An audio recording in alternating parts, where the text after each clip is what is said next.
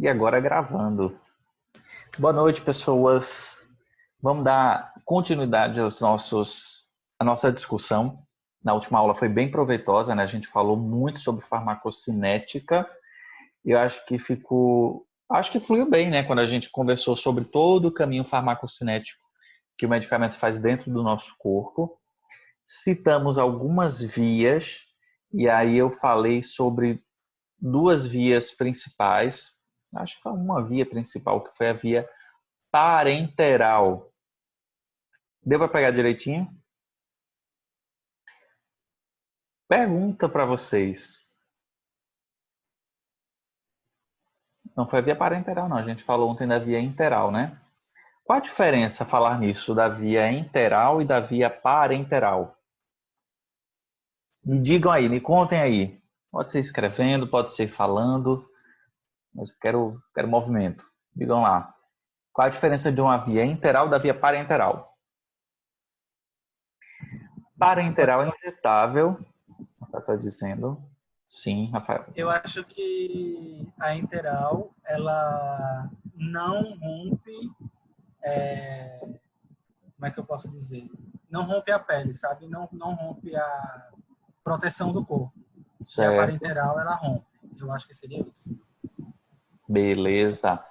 Tá correto, João. Deixa eu só dar um bizu para vocês, tá?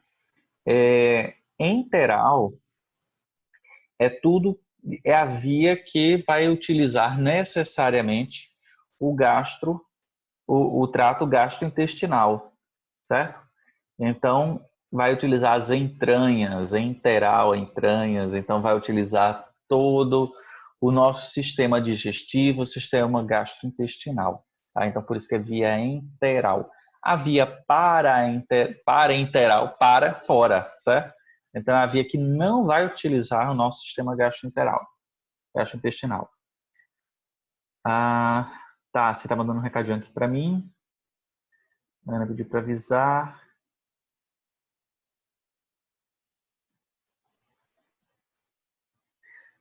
Tá bom, Tassi. Tá bom. Recado dado. Só pede, por gentileza, para a Ana, depois que ela assistir a aula gravada, para ela colocar a presença dela lá, tá bom? Para ela computar, tá bom? Manda meus sentimentos para ela. Obrigado. Bem, ficou tranquilinho aqui a diferença enteral, parenteral. Então, ontem nós vimos enteral ou parenteral? Enteral, já que nós estávamos falando de medicamentos administrados via oral, certo? Vou aprofundar um pouquinho daqui para frente nas vias de administração e nos tipos de medicamentos que são prescritos de uma forma geral, tá? Mas hoje eu quero fechar com vocês o conceito de farmacodinâmica. Nós vimos a farmacocinética e aí eu queria que a gente relembrasse o que seria a bendita farmacodinâmica. Me ajudem aí. Qual é o conceito de farmacodinâmica? Boa noite, professor. Boa noite, Rafael. Eu acho que quando o medicamento faz o meu corpo, né? No caso, melhora, cura, é a ação do medicamento. Então, seria a ação do medicamento no corpo. Perfeito. Isso. Perfeito. O conceito está certinho. Então, é o que o medicamento faz para modificar o meu organismo. É farmacodinâmica. Então, dentro da farmacodinâmica, nós vamos entender algo que vocês vão pesquisar muito daqui para frente, que é o bendito mecanismo de ação. Cada medicamento ele tem uma forma de modificar o nosso organismo, certo? Então, isso na maioria das bulas, que é o documento oficial de quando o medicamento ele é registrado na Anvisa, ele é registrado lá na bula com o nomezinho mecanismo de ação. O mecanismo de ação é como ele vai transformar o nosso corpo, tá certo? Entrando no conceito da farmacodinâmica, a primeira coisa que é importante nós nos lembrarmos é que os fármacos são substâncias que a gente administra, são substâncias exógenas. Lembrem-se que exógenas é aquelas que vêm de fora, mas nós temos substâncias endógenas, ou seja, aquelas que o nosso corpo já produz. Então, eles são muito semelhantes às substâncias do nosso corpo e em algum momento eles se ligam a receptores específicos e produzem a ação esperada para esse medicamento. Eles mimetizam, ou seja, eles imitam as ações que essas substâncias endógenas fariam normalmente, certo? Então, a gente vai chamá-los de ligantes, ou seja, eles vão se ligar a receptores específicos e fazer a ação esperada. Então, esses ligantes, vamos exemplificar, tá, gente? Tudo aqui é didático, eu vou mostrar para vocês uma animaçãozinha, um videozinho, que mostra como acontece de fato no nosso corpo. Mas de uma forma didática, imaginem que quando essas substâncias exógenas, ou seja, substâncias administradas ao paciente, quando elas se ligam aos receptores, é como se um interruptor que estava desligado, ele pode ser ligado e vice-versa. Se ele estava ligado, ele pode ser desligado. Depende da ação do medicamento, tá? Então, faz de conta que nós temos essa alavanquinha aí, on e off. Então, ligado ou desligado. Bem, quando nós falamos dessa interação farmacodinâmica, nós estamos falando das reações que acontecem no sítio do receptor. Então, uma coisa que a gente tem que entender é que esses receptores, na sua grande maioria, receptores, imaginem uma chave e uma fechadura, tá? Que se encaixam perfeitamente.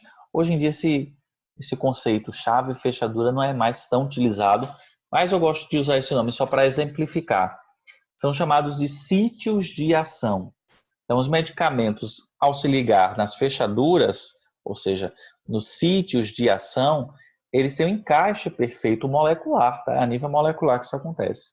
Essas reações que acontecem tanto no receptor quanto no pré-receptor ou pós-receptor são conhecidas como interações agonistas ou antagonistas, embora a gente desconheça o real mecanismo que vão desencadear as ações da maioria dos casos.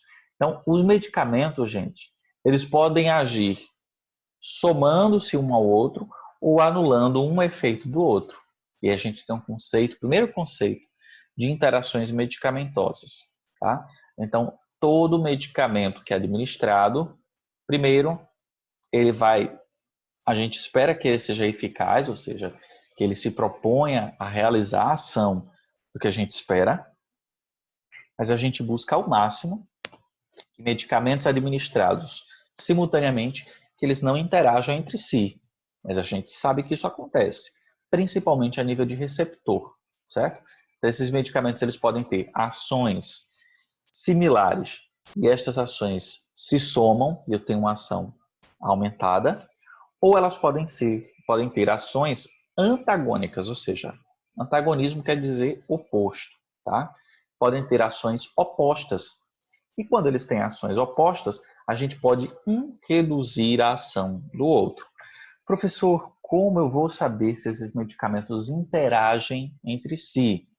Existem sites específicos que ajudam a essa análise, mas de uma forma geral a gente precisa da ajuda do farmacêutico, tá bom?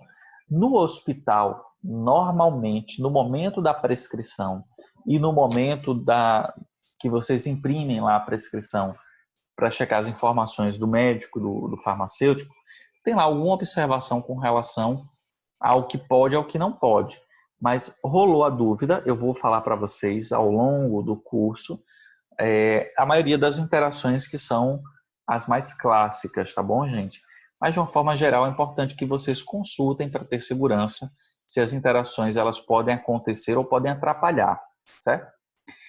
Bem, algo que é interessante a gente analisar é que esses medicamentos, eles vão ter locais de ação distintos. Esses locais de ação podem ser a nível de enzimas, moléculas transportadoras, canais iônicos, receptores de membrana, por exemplo, podem atuar diretamente no DNA ou numa matriz óssea. Então, os medicamentos, eles vão agir em diferentes tipos de tecido. Aqui a gente tem bons exemplos, tá bom? Podem atuar em enzimas, moléculas de transporte, em canais iônicos, em receptores, em DNAs e matriz óssea. Então, onde o medicamento encontrar algum modelo que ele se encaixe, não precisa ser um encaixe perfeito. Alguns medicamentos eles têm um encaixe parcial e ele não vai ter a ação máxima dele, porque ele se encaixou mais ou menos, tá? Mas onde ele conseguir, de alguma forma, ter esse encaixe, essa interação, ele vai produzir uma ação, tá? Então, aqui rola um conceito, ou seja, onde o medicamento vai passando, ele vai se ligando. Quando ele se liga, o efeito acontece. Então, qual é o conceito que eu quero passar para vocês aqui? Deixa eu escrever aqui embaixo.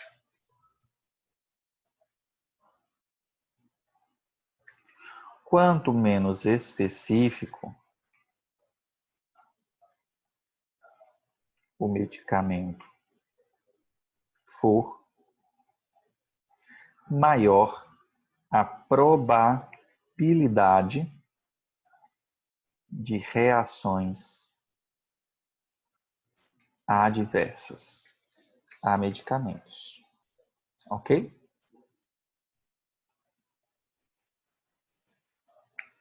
Vou tirar medicamentos que ficou redundante. Mas quanto menos específico o medicamento for, maior a probabilidade de reações adversas. Por que eu estou colocando isso aqui para vocês? Estou colocando isso daqui para vocês porque a gente vai encontrar muito isso daqui na prática. Professor, o que é que o senhor quer dizer medicamento específico ou menos específico? Eu não entendi. Vamos lá. Vocês entenderam que, no primeiro momento, esses medicamentos eles vão ter um encaixe comum a chave na fechadura, certo? Esse encaixe, quanto mais adequado, a gente diz que esse encaixe foi efetivo e o medicamento conseguiu realizar a sua ação da melhor forma. Se esse medicamento ele encaixa em vários tipos de fechaduras diferentes, vocês concordam que onde tiver fechadura ele vai se ligando e vai gerando efeito? Então, imaginem o exemplo do Histamin. Vocês já devem ter ouvido já falar desse medicamento, não? Histamin é o nome comercial, Sim, tá? antialérgico. Isso, boa. Deixa eu botar o nomezinho dele aqui. Histamin. Isso aí, Rafael. Esse Histamin, ele tem um encaixe a determinadas fechaduras, que são chamados receptores do tipo H1. Porém, esses medicamentos, quando ele passa em determinadas regiões do nosso cérebro, ele vai se espalhando pelos tecidos. Chegou na região do nosso cérebro, ele vai se ligar a regiões específicas que vão proporcionar o sono. Tá? Então, ele não foi específico para receptores do tipo H1. Ele se ligou a outros locais em outros tecidos. Ao se ligar, promoveu um efeito. Só que o efeito não era o efeito antialérgico que a gente queria. Era um efeito colateral, certo? Esse efeito colateral era o sono. É o que a gente quer? Não, mas é esperado. Deu para entender? Deixa eu ver aqui o chat, o que é que vocês estão falando. Toma todo dia, Adriana? Como assim? Professor, boa noite, Oi, Emerson. boa noite, Emerson. No caso, tem a ver com a pergunta que eu fiz ao senhor na aula anterior, se eu não me engano, a Exatamente. respeito das reações de remédio que causa. Toma para uma coisa e prejudica a outra, não é isso? Isso, exatamente, Emerson. Lembra que eu disse ontem a você que a gente vai ver isso quando eu começar a citar exemplos de reações adversas? Sim, lembro sim. Só que como a tua pergunta está dentro de farmacodinâmica, né? Mais dentro de farmacodinâmica, se eu falasse lá atrás, talvez confundissem os assuntos. Mas dentro da farmacodinâmica, o que eu precisava que você tivesse conhecimento é que essa ligação do medicamento ao receptor, ela acontece a nível molecular. certo? Então, é a molécula do medicamento que se liga a um receptor que tem a natureza normalmente proteica. Rafael está dizendo que o sistema nervoso central age nesse local, por isso causa sonolência. Boa, Rafael. Exatamente. Ficou claro esse tipo de ligação aqui, né, gente? E as reações adversas. Vou citar mais exemplos mais para frente, tá bom? Vou trazer outros exemplos para vocês. A loratadina, Rafael, é interessante que a loratadina ela tem o efeito antialérgico, certo? Vamos dizer que ela é uma prima próxima aí dos antihistamínicos, mas ela tem um tamanho de molécula que ela não passa a barreira hematoencefálica, então ela não passa para esse sistema nervoso central, portanto ela não tem a ação do sono, como a prima dela, o Stamin, teria, certo? Então seria uma alternativa, a loratadina, aos antihistamínicos, seria uma segunda geração aí mais moderna, né? Mas que não causaria o sono que o Stamin promove, certo? Mas bom exemplo. A loratadina aí está como exemplo de um medicamento mais moderno sem o efeito colateral. Isso é uma coisa importante, viu, gente? Vocês vão ver que normalmente a evolução do medicamento em relação ao medicamento anterior, ele tenta, seu próprio nome diz, né? A evolução. Ele precisa ter algo melhor. Então, o que a gente gostaria de ser algo melhor? Quanto mais refinado, menos efeitos adversos. A loratadina ela é mais específica. Significa que eu tenho menos ligações ao longo do corpo, consequentemente menos efeitos adversos. Então, é um medicamento que tem mais tecnologia, consequentemente é um pouquinho mais caro no caso da loratadina, mas esses preços podem variar dependendo da tecnologia desenvolvida para produzir esse medicamento, certo?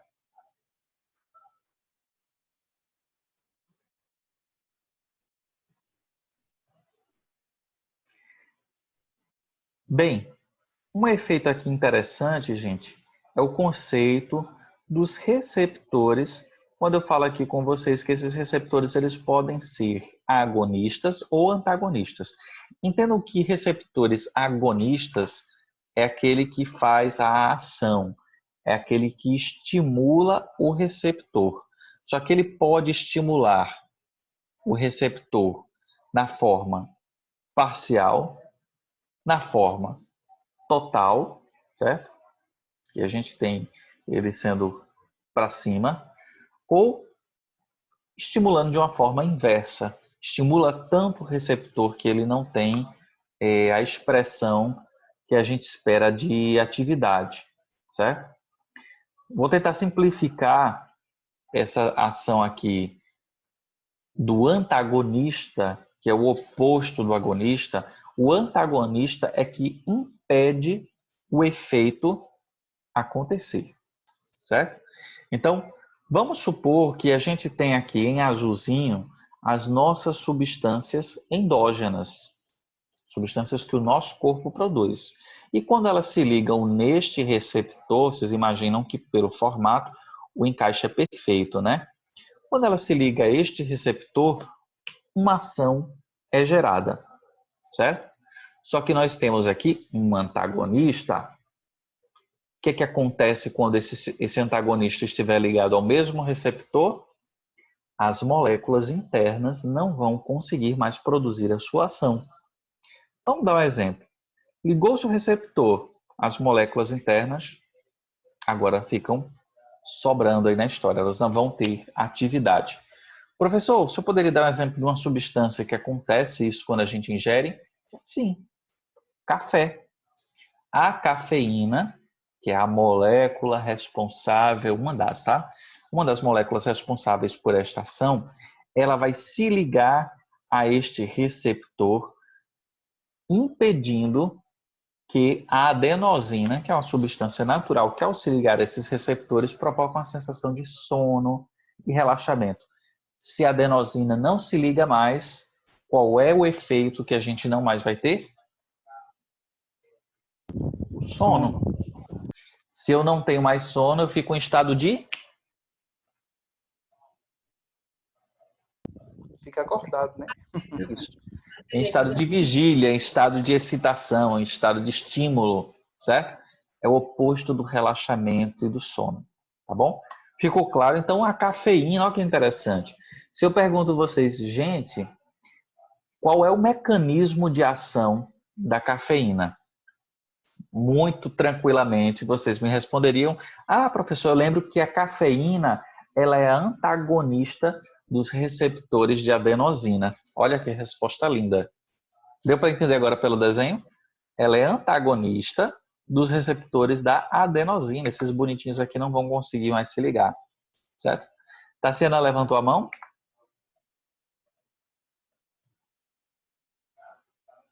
Posso sim, Tássia. Eu posso repetir sobre agonista, porque eu estou falando sobre antagonista, né? Lá para frente eu vou falar só sobre os agonistas, tá bom? Deixa eu só concluir o antagonista e eu volto para o agonista.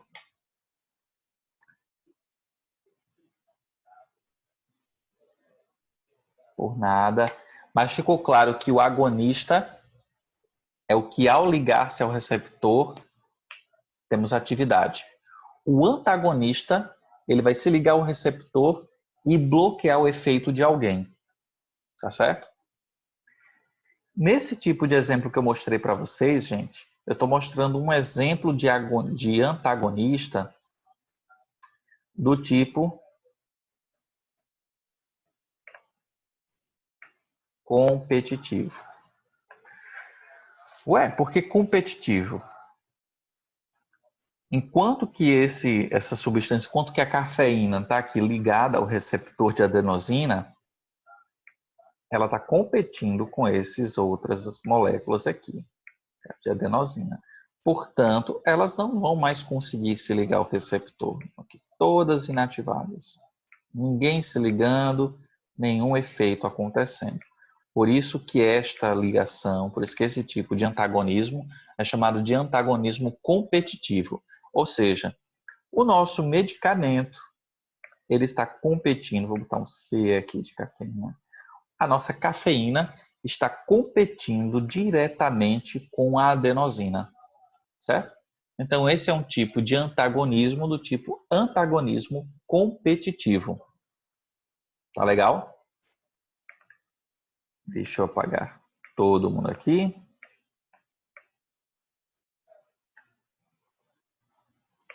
Quem está falando?